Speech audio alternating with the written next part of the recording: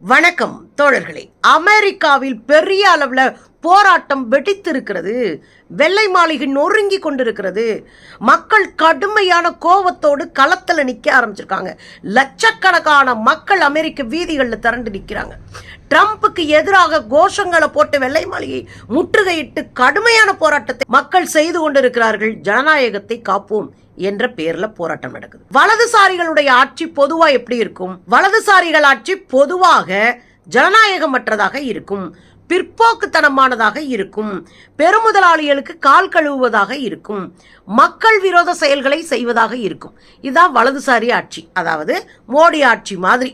இன்னொரு பக்கம் இடதுசாரி ஆட்சி எப்படி இருக்கும்னா மக்களுக்கான ஆட்சியாக, ஜனநாயக ஆட்சியாக இருக்கும். இப்ப அமெரிக்காவில் ட்ரம்ப் இரண்டாவது முறையாக அதிபராக தேர்வு செய்யப்பட்டிருக்கிறார். பண்ற எல்லா சட்டத்திட்டங்களும் பெருமுதலாளிகளுக்கு சாதகமாகவும், சாமானியர்களை குழி தோண்டி புதைப்பதாகவும், பெரிய பொருளாதார நெருக்கடியை உருவாக்குவதாகவும் அவருடைய ஆட்சி மாறி இருக்கிறது. தடாலடியா நாங்க திட்டமிடுறோம், தடாலடியா நாங்க திட்டங்களை அறிமுகப்படுத்துறோம் அப்படின்ற பேர்ல மக்கள் விரோத செயல்களை தொடர்ந்து செஞ்சு இன்னைக்கு மக்கள்கிட்ட சிக்கிக்கிட்டு முழிச்சிட்டு இருக்காரு ட்ரம்ப். ட்ரம்ப் மோடியோடைய நண்பன். அப்புறம் என்ன லட்சணத்தில் ஆட்சி இருக்குன்னு உங்களுக்கு தெரியும். ட்ரம்ப் அரைவேக்காட்டுத்தனமாக எல்லாத்தையும் செஞ்சு முடிக்கிற ஒரு ஆளாத்தான் நம்ம பார்க்குறோம்.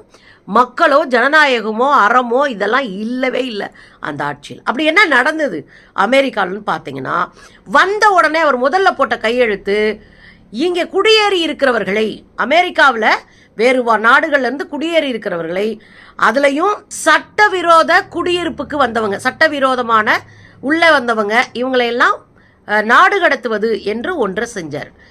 யார சட்டவிரோதம்னு பார்த்தா தொழிலாளர்களை இந்த நாட்டை விட்டு துரத்துறதுக்கான ஒரு வேலையை செய்யறாங்க.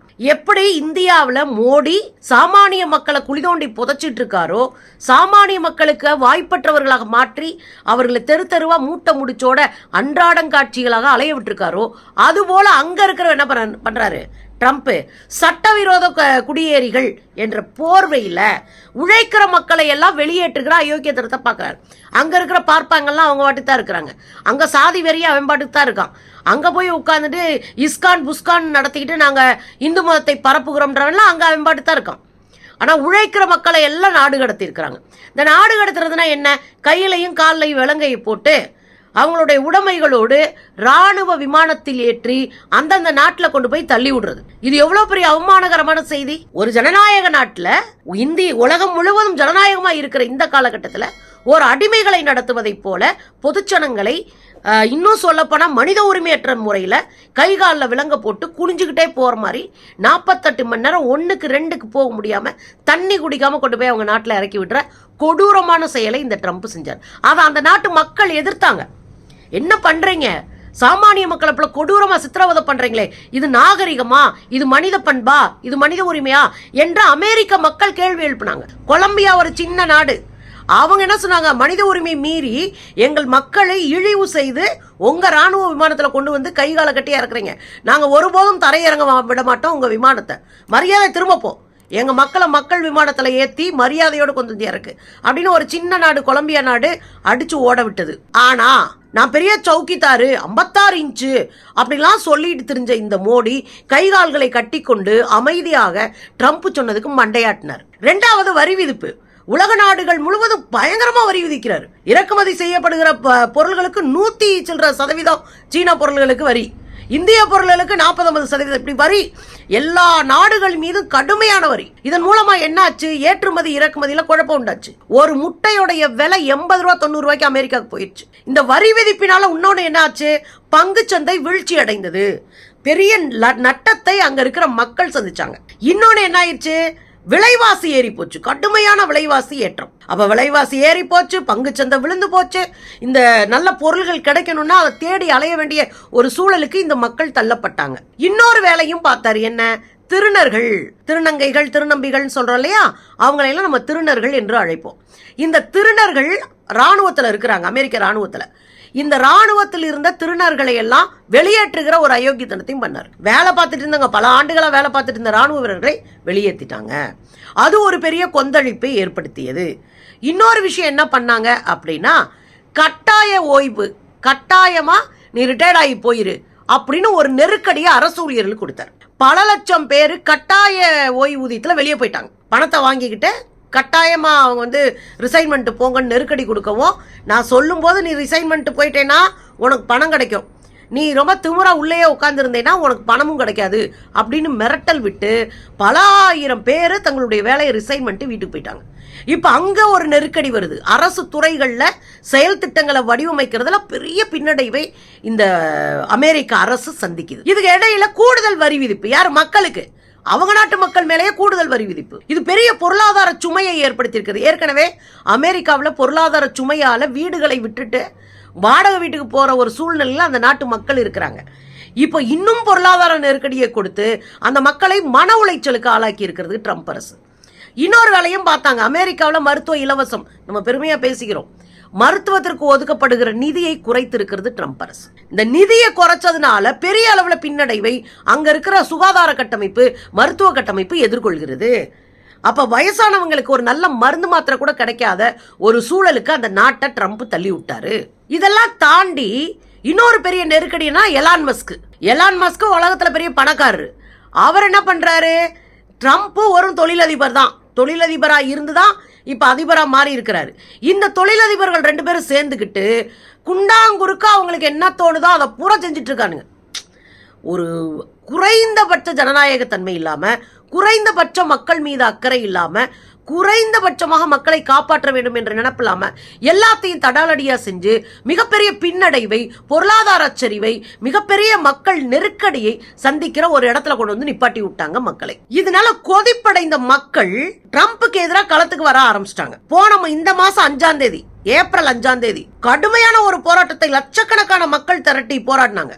ஹேண்ட்ஸ் ஆஃப் அப்படின்ற தலைப்புல போராட்டாங்க. மகிழ்ச்சி, சந்தோஷம்ப்பா, வாழ்த்துக்கள்ப்பா, செமையா பண்ணிட்ட மிஸ்டர் ட்ரம்ப், பிரிச்சுட்ட அப்படின்னு கேலி பண்ணி ட்ரம்ப்புக்கு எதிரான பதாகைகளை வைத்துக்கொண்டு மிகப்பெரிய போராட்டத்தை இந்த மக்கள் செய்தார்கள்.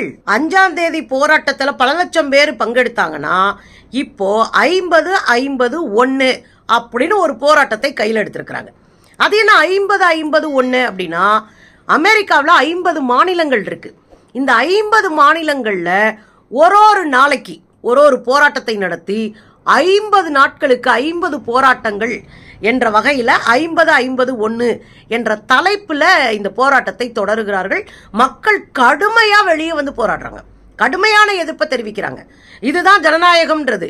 இங்க மோடி எது செஞ்சாலும் இந்துன்ற பேர்ல நம்மளை குழப்பி விட்டு, உழைக்கிற மக்களை குழப்பி விட்டு, நான் தான் சவுக்கிதார் நம்ப வச்சு கழுத்தறுத்துட்டு இருக்காப்ல.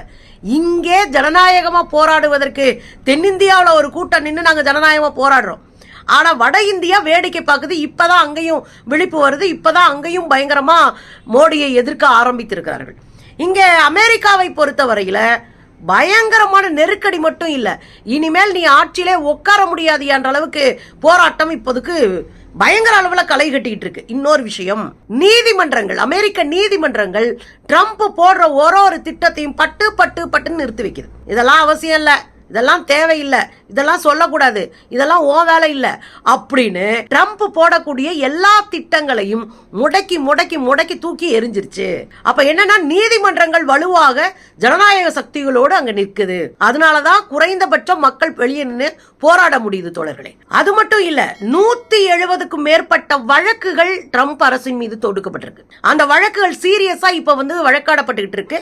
லட்சக்கணக்கான மக்கள் 5ஆம் தேதி ஒண்ணு தரனாங்கன்னா இப்போ இன்னும் அதிகமா ஒட்டுமொத்த அமெரிக்க மக்களும் ரோட்டுக்கு வந்துட்டாங்க. இப்போ அமெரிக்க மக்கள் ரோட்டுக்கு வந்து ட்ரம்ப் கடப்பாரை விட்டு ஆட்டிட்டு இருக்காங்க. இப்ப ட்ரம்ப் கதறிக்கிட்டு இருக்காரு, அடுத்து என்ன பண்றதுன்னு தெரியாம முழிச்சிட்டு இருக்காரு. ட்ரம்ப் அதோட மட்டும் மக்களுக்கு இன்னொரு கோபமும் இருக்கு. பாலஸ்தீனத்தை இஸ்ரேல் அடிச்சு நொறுக்கிக்கிட்டு குழந்தைகளையும் பெண்களையும் கொன்று ஒழிச்சத வேடிக்கை பாக்குறீங்க.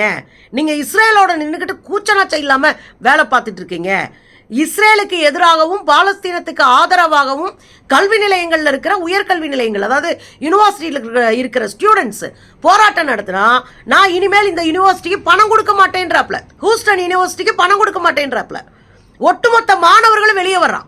நீ என்னையா எனக்கு பணம் கொடுக்க மாட்டேன்னு சொல்றது? இது எங்க ஜனநாயக ஆட்சி. நீ நாங்கள் போராட்டம் நடத்தினா எங்கள் பல்கலைக்கழகத்துக்கு பணம் கொடுக்க மாட்டேன்னு சொல்லுவியா, நாங்கள் பார்த்துறோம் அப்படின்னு அவங்களும் வெளியே வந்திருக்கிறாங்க. ஸோ மிகப்பெரிய பிரளயத்தை அமெரிக்கா சந்திச்சிட்டு இருக்கு. மொத்தமாக மக்கள் வீதியில் இறங்கி ட்ரம்ப்பை கதற விட்டுட்டு இருக்கிறாங்க, வெள்ளை மாளிகை நொறுக்கி எடுத்துட்டு இருக்கிறாங்க. எவ்வளோ பெரிய சர்வாதிகாரியாக இருந்தாலும் மக்களினுடைய போராட்டத்திற்கு முன்னால் மண்டிட்டு ஆகணும், இருடி உனக்கு இருக்கு அப்படின்னு இறங்கியிருக்காங்க. பொறுத்திருந்து பார்ப்போம் தோழர்களே, எப்போதும் ஜனநாயகம் வெல்லும்.